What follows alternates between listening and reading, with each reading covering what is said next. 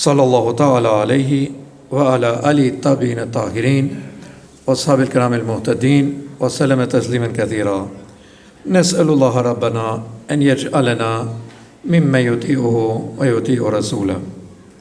Qala Allah ta'ala fi kitabihi al-karim: Subhanalladhi asra bi abdihi laylan min al-masjid al-haram ila al-masjid al-aqsa.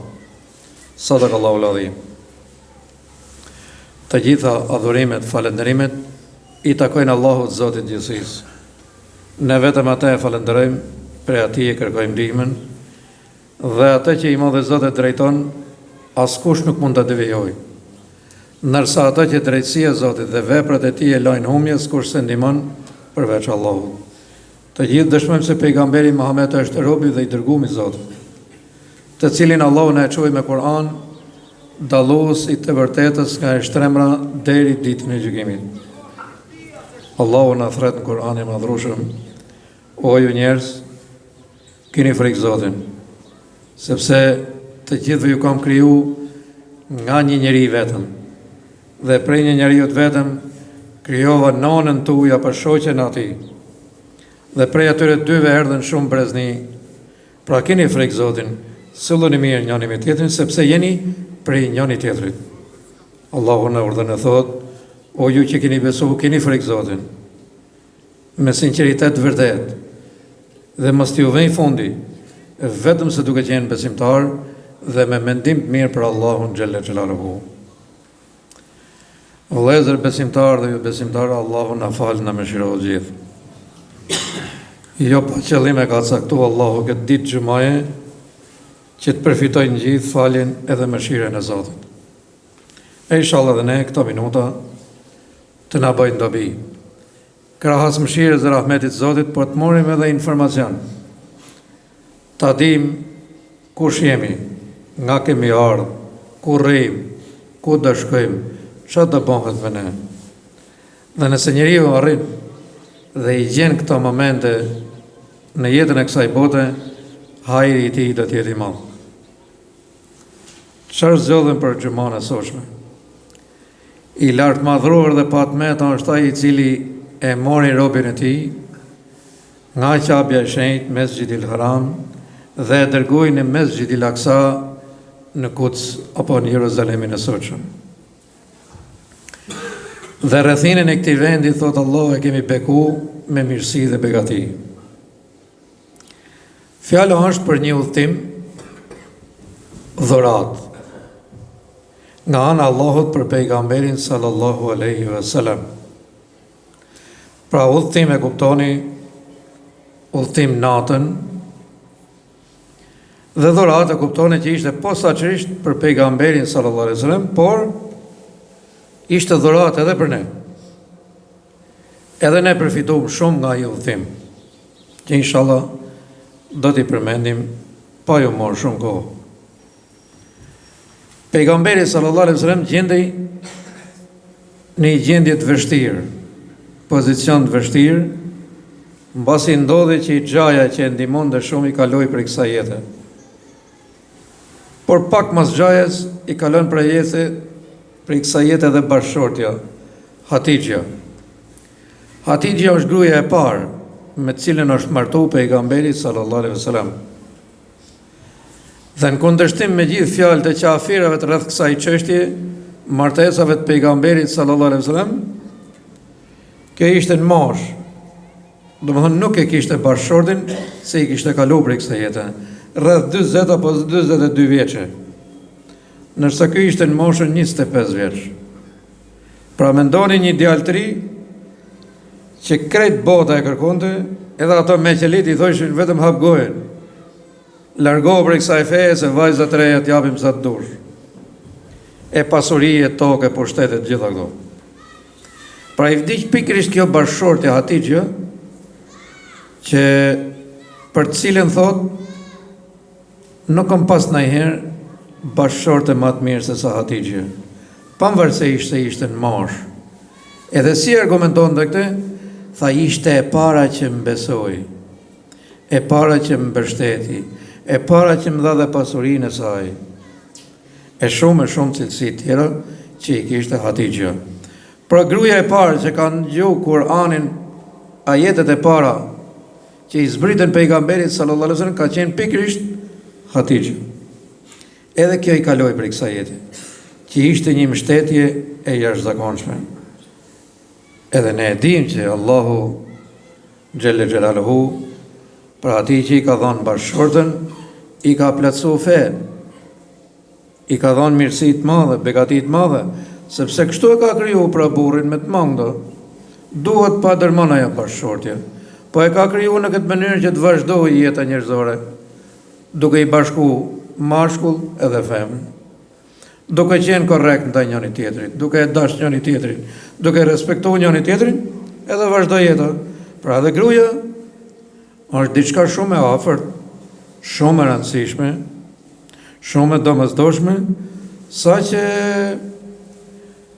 ma mire din ai që se ka, se ato që i kanë i keq përdorin nuk sillen mirë nga herë, por ta dish se mungesa saj robit pa tjetër që i hap shumë të lashe, ashtu sikur ka rregulluar shumë punë. Pra ishte pejgamberi sallallahu alaihi wasallam në një gjendje shumë të vështirë. Vdekja e Xhaxhait edhe vdekja e bashkëshortës Hatixhës, por dhe i gjatë tjetër që i ndodhi, shkoi në Taif. Është rreth një 180 kilometra larg Mekës. Atje populli nuk e pranoi fare. E gjujtën me gur. U organizuan me fëmijë krejt. Mrapa, ti je mashtrues, ti nuk je pejgamberi i Zotit. Pra erdhi në gjendje shpirtërore shumë të vështirë. Pse? Në fund fare dhe ai rob i Zotit ishte. Edhe ne kur dëshmojmë për pejgamberin, themi robi dhe i dërguar i Zotit, jo meleku i Zotit. Jo, nuk themi as Zot na ruaj, sikur thonë ata besimtarët e tjerë që ishte Zoti, Allahu na ruaj. Po themi robi dhe i dërguar i Allahut, abduhu wa rasuluhu, rob dhe i dërguar i Zotit. Pra kishte edhe gjendjen e vështirë shpirtërore. Dhe në mes kësaj vështirësie, Allahu Gjelle Gjelaluhu i jep këtë dhurat që është Israja dhe Mirazhi. Isra do të thot udhtim, ndërsa Mirazh do të thot ngritje. Dhe ishte në gjumë në Mekë, kur i vjen Gjibrili a.s. me një kafsh, e cila njihet apo përshkruhet ndryshe më e madhe se gomari dhe më e vogël se kali, quhet Burak, e cila heste shumë shpejt, pra nuk mund të krahasohet me asnjë lloj mjeti modern sot, shpejtësia e saj. Edhe vjen Gjibrili e zgjon dhe si të thoshe ka pas surprizë pa pritur këtë udhtim. Dhurat prej të madhe Zot Gjelle Gjelaluhu. Edhe e merr. Ka bën një tavaf atë në Qabe. Tavafin e dini që është shumë i mirë. Është si namazi me abdes, edhe rrotullohet rreth Qabës, po është shumë i mirë dhe preferohet shumë për shembull që kur je në Qabe sa më shumë tavaf, për arsye se namaz do kesh kohë dhe në vende tjera me fal, sikur jemi në këtu apo kudo në sipërfaqen e tokës. Ndërsa tavafi kryhet vetëm atje në Mekën, në Qabën e bekume. Marroi tavaf njët natë Burakun, edhe nga Qabja në Mesxhid al-Aqsa. Atje ka ataku dhe disa pejgamber tjerë, kanë fal namaz bashk, dhe prej aty Buraku e çon në Sidretul Muntaha, bashk aty ku ishte Allahu Gjelle Gjelaluhu. Pa perde, i jo në gjumë, as në ndër, po me trup dhe me shpirt, udhton për tek Zoti Gjelle Gjelaluhu.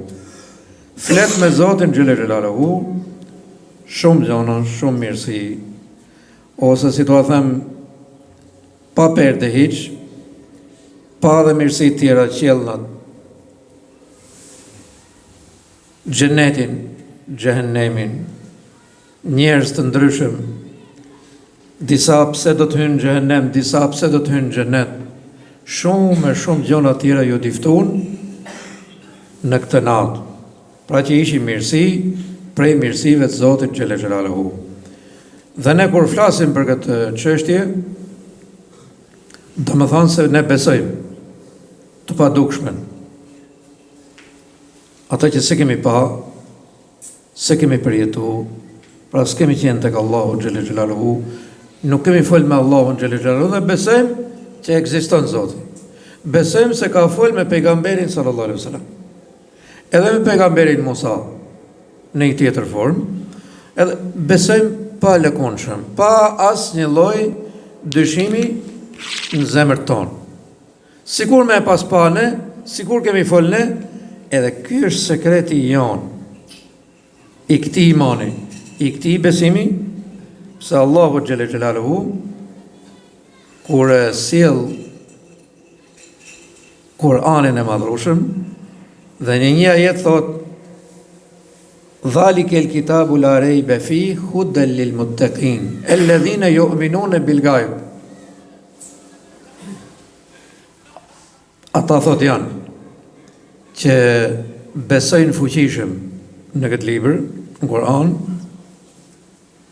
besojnë edhe kanë për udhëzim ata që kanë tronin tamam, menin tamam, muttaqinët, alladhina yu'minuna bil ghaib. Ata besojnë në atë që është e fshehur. Nuk e shikojmë për momentin, pa inshallah do ta shohim përpara madhërisë Zotit xhelle xhelaluhu. Ama besojnë. Këto është sekreti. Këto është sekreti. Keni vënë disa herë për shembull kur një mik apo